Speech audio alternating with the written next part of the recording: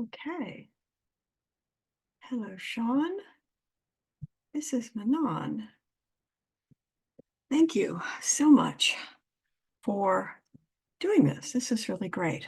Yeah, I know it's taken me a while. I think I've got my materials together and I put it into a PowerPoint. So what I will do is record this on Zoom and then send you the link and a link to a folder with all of the videos in it, just so that I can easily do everything for you over text. And yeah, so I have a stormwater problem. And this is kind of the backstory. So this is my house here, this one with the light roof. And there's been a long history of flooding in both sides of the duplex. I bought the unit back in 2023. And if you kind of look at the topo map here, you can see the contours. There is a big hill that goes along behind my house and the twin and the duplex and the neighbors. So initially, when I first owned the house, we were flooding in the front quite extensively. My daughter said there was some grading done, and I don't remember it. My daughter lives there now, and she used to live there a while back too. But there hasn't been a problem for at least a decade. At least there wasn't until last year. And then we started having some serious flooding in the late summer, early fall of 2023, to the point where we ended up having, the water damage people come in with the fans and all of that stuff. And unfortunately, everything has been out of the house since October of 23. And it has been really awful. The problem has recurred several times, nothing like the first time, though. So for me, the big issue is that my daughter is making a big investment in the house. She's trying to make it everything she's ever wanted it to be. She's got $40,000 worth of new cabinets, all new floors, all of that stuff. And I am just very anxious to make sure I do everything possible to make sure that the water doesn't come back in and ruin absolutely everything. So here's the apparent big problem and what we have done about it so far. It's runoff from this hill. It seems pretty clear. And as I said before, it spans my property and the ones adjacent to it. The solution seemed obvious to me was to put in a swale. So I have this history I went through. Anne Arundel County, it's a county I live in Maryland, what they call Watershed Stewards Academy. And I worked with people that I knew through the Watershed Stewards Academy to get this done. But now I'm questioning whether this was the right amendment and whether it's doing the job or not. So this is just it's that same view again. What I wanted to kind of show you is like where the swale goes. Now, this is not exactly right because I couldn't get the line in PowerPoint to go exactly right, but it pretty much goes here. This is the old deck, which doesn't exist anymore. It was much larger than the one that we are putting in now. The one now it only extends 8 feet 4 inches out. And this was after discussion with the stormwater management people to make it shorter. Back when we had the old deck, the water actually used to run under the deck. Not good. So the swale went in on the 16th of February, and we had the first big rain March 2nd. And my son-in-law took this video. I went on to NOAA, and the observed precipitation was 0.87. So let's see if this will come up right. This is on YouTube. Yeah. So this is the new deck frame. And you can see the water kind of high in the swale and in the bays between the joists. in the new deck.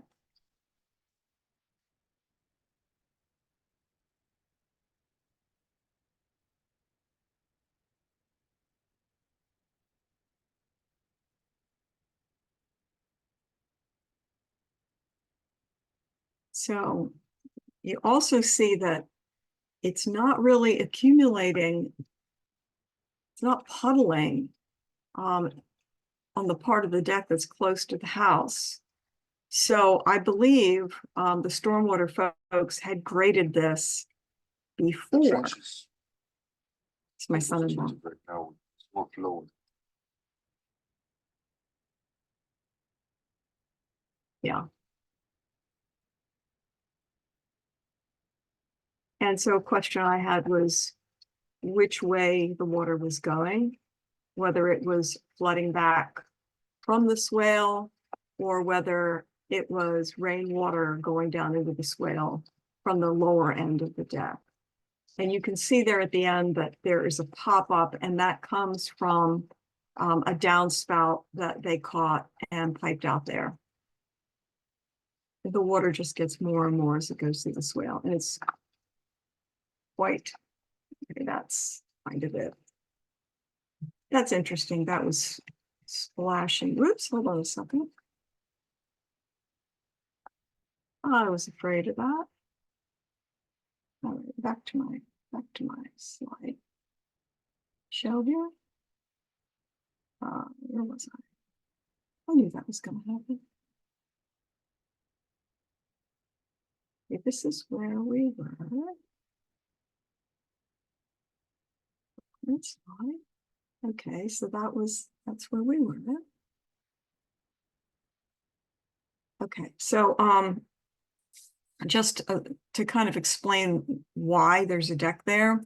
So there was a deck previously, and it was rotten, and the stormwater management contractor removed it. So the order of work was deck removal, initial grading, deck frame in, some fiddling around over concrete removal and the downspout piping to the swale bed, then the installation of the swale. And this was all per contractor recommendation. In other words, that the deck go in before the swale. So this was part of my wondering about what the slope was. And so this is at the same place, and you can kind of see here that inside the frame, the land slopes to the swale, but outside the frame, it's level. And there's you can see where the backflow was. It's kind of like that for all of that area. So this was the question. I mean, what I wondered what the causal direction of the overflow was, whether it was whether the rain that was draining from the deck caused the swale to overflow, or whether the swale was overflowing and the water was creeping back up inside of the deck. So I covered it with 3.5 mil plastic to exclude the impact of water coming through the deck, so I could look at the swale the next time we had rain. And that happened pretty quick. The plastic held up. You can see it's pretty much not flowing, even though the deck slopes to the swale, the joist sloped to the swale, the plastic pretty much held it. So I went back to look at what was going on March 5th after what? This was 0.25 precipitation. So it's less than that. When I was there at 9 a.m. and that's 0.25 for the whole day.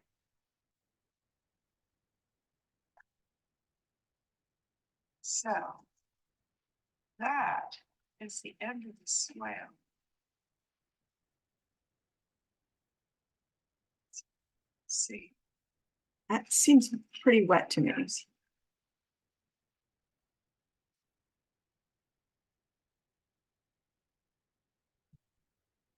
And So it it would be possible to extend that because water just naturally, it hits the slope and goes toward the street at the end of the swale anyway. It just doesn't seem to be doing it very fast. is very blurry. Why? So that from the end of the swale to the fence is 24 feet. Right down there in the You see that gully. nice slope though that I And didn't really notice initially. And there's quite a drop off to the property next to us, which I originally didn't notice.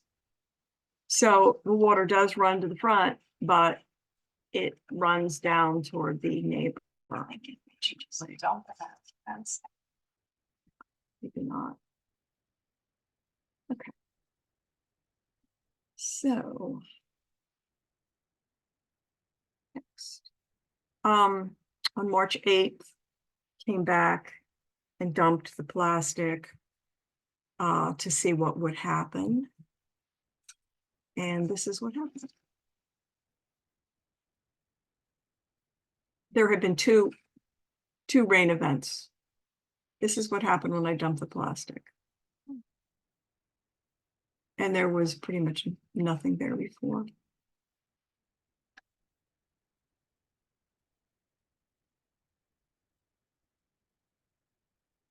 So this just got dumped off of the plastic. And it's maybe slowly trickling down into the soil.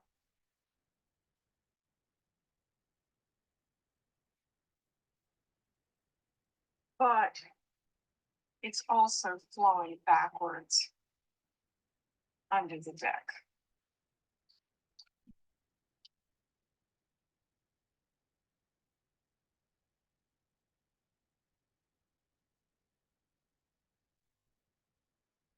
Not so much here.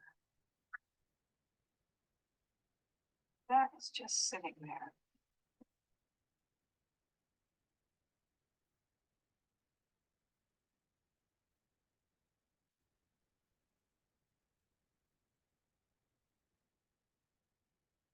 I'm gonna wait a couple minutes and come back and see what happens. Nothing happened.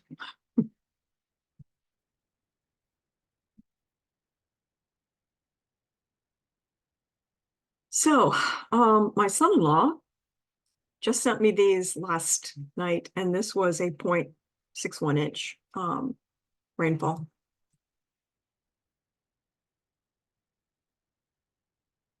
So this area is problematic in here. It must be lower.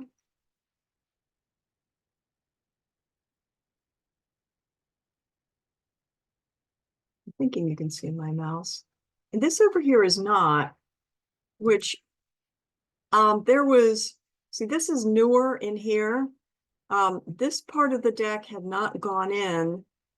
They came back and caught that downspout and did grading here and buried the pipe. And I think as a result, it's actually higher.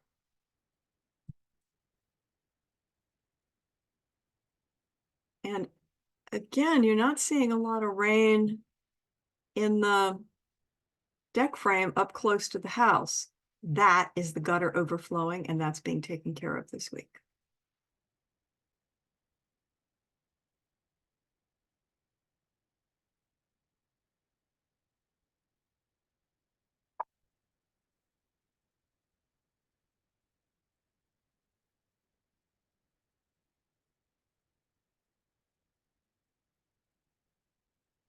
I don't know. My fear is that this is going to trickle down into groundwater and we're going to have water in the house again. It will drain to the swale, but not real fast. And this kind of shows that area at the end of the swale and the pop-up. The pop-up adds a lot of water to the swale, it seems. which you'd figure because it's the gutter. I don't know what that sound is.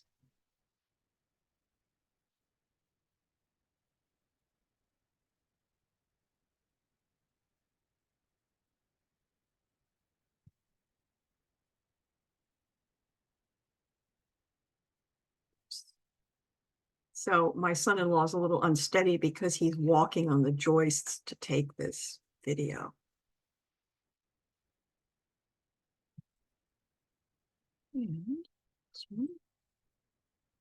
So this is really pretty dramatic. I had not actually seen the amount of water that was coming into my yard from the neighbor, and this gets it really dramatically. I'll just let it go. It's only 30 seconds. It's a very brief view, but it's kind of scary.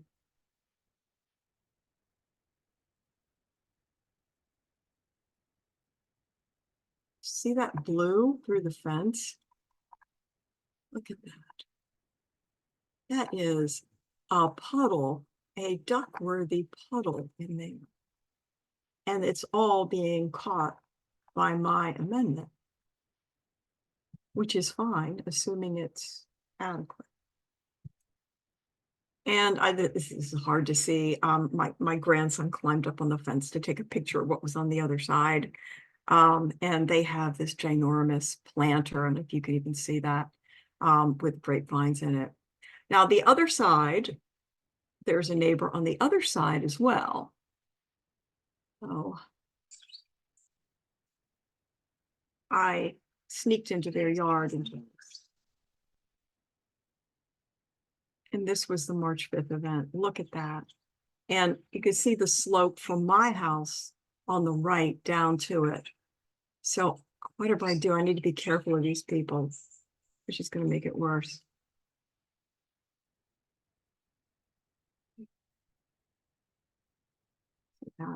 So not only do they have the hill from the back, they've got a real hill coming down from me, which is not the case on the other side. I'm just getting the hill water from the other side.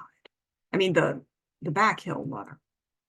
So these are my questions for you. Okay, so first of all, am I overreacting? Is what I'm seeing in terms of the swale taking the water away, is that adequate? Is it good enough? And in my book, good enough is related to like a high, maybe 90% probability that the swale is channeling the water off my property fast enough to minimize ground penetration and ongoing breach of the slab in the house, which makes it unusable for my family. What further amendments could increase swale robustness, assuming the swale is basically, the right direction to go? Watching your videos, I naturally thought of a sump pump at the outlet. And that's why I took the pictures, the videos of the neighbor on the other side, and it's 24 feet to the fence and all of that. It would also be possible, and I don't know that this is worth it at all, seeing as the water that's dripping through the deck, the deck frame doesn't seem to be pooling or causing a problem. In other words, it's running toward the swale now. We could reorient the deck board, the deck, to allow for waterproofing. So the joists run the wrong way to put in something like duck spack. But I talked with them, and it would just mean my contractor would have to do additional 2x4 blocking, which he kind of suggested. It's not quite as strong, but it's probably okay. What that would do is it would mean that all rainwater would absolutely channel to the swale, and then whatever additional amendment that might be needed at the swale would deal with all that water. Or maybe we want to try to redo the swale, which, yeah, this was not cheap. Or maybe we need something else entirely. And naturally, I am looking at what the likely cost benefit trade-off of any solutions might be. And I would really appreciate your advice and experience. I'm going to give you these slides. I'm not going to spend much time on it because of course there's other stuff going on, right? But I think it's minor compared to the runoff from the hill. So the groundwater, as I said, was coming up inside the house, and it seemed to mostly be coming up around the toilet sewer pipe in the powder room on the first floor. And the plumber noted that the slab there is not as thick, but not as thick as it is as it is outside. So I don't know if you could see the slab at the deck is like 8 inches or better. The slab is much thinner inside the house, and you kind of scratch your head as to why that might be. The plumber sealed the gap, and of course we're deviating the water away from the slab with the swale. This is what the sewer pipe looked like beforehand. I don't know if you can see this. It's like somebody had just cracked the concrete away. We had polybutylene plumbing, and maybe this pipe got replaced and they just did a crappy job of it. But anyway, so that's been fixed. However, if the water table is rising under the slab, this is just kind of like a mechanical fix, and it's not reassuring. Yeah, we had water seepage from the eave and runoff. There was a depression here that got amended. We put in fabric cloth and clay and pea gravel on top of it. One of the contractors who came said we shouldn't put the pea gravel on. My other contractor went in and he put flashing under the siding. So hopefully that's good enough. And we broke away, the reason we broke away the concrete here is that it was above the slab level. And then we we caught this downspout and ran it out to the swale. And the gutters, the downspouts are undersized for the gutters, and that's being fixed. And the gutters are overflowing because they need to be cleaned, and that's scheduled. So, yeah. And the reason it doesn't look like it used to. It was around on the side. It was one of those deals that disappeared into the concrete with corrugated, and that's been redone. I don't know what grade PVC they used, but it's not a very long run. Spin backwards. This is one of the reasons that I don't feel like we have the problem solved.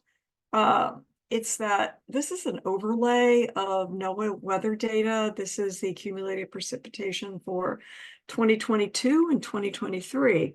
This faint green line, I superimpose them, is 2022. So you can see we actually had a lot more precipitation. You figure rain because look at the time frame here in 2022 than we did in 2023, but the bad flooding did not appear until 2023. I don't know that we had any flooding at all in 2022. Certainly it didn't get my attention.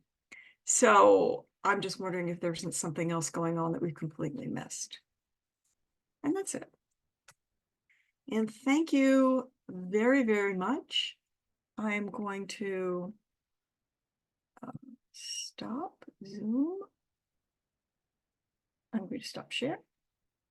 And thank you. I'm going to send this to you. I'm sorry I went on about the things I said I wasn't going to go on about. Okay, I'll talk to you over text. Take care. Bye-bye.